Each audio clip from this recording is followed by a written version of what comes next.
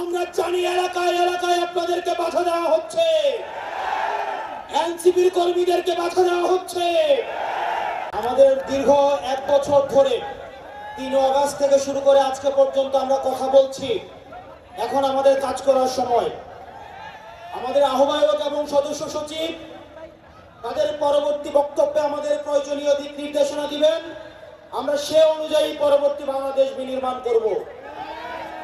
আমি শুধু একটা জিনিসই আপনাদেরকে প্রতিশ্রুতি দিচ্ছি এবং আশ্বস্ত করছি, এখানে আমার যারা কর্মী রয়েছেন, নেতা রয়েছেন, আমরা আপনাদেরকে প্রতিশ্রুতি দিচ্ছি, কেউ যদি ভয় দেখায়, কেউ যদি হুমকি দেয়, আপনারা পিছু হটবেন না। আমরা দেখতে কণ্ঠে বলতে চাই, টেকনাফ থেকে তেঁতুলিয়া, রূপসা থেকে পাথুরিয়া, এনসিপির একটা নেতা কর্মীর দিকে যদি কেউ চোখ তুলে তাকায়,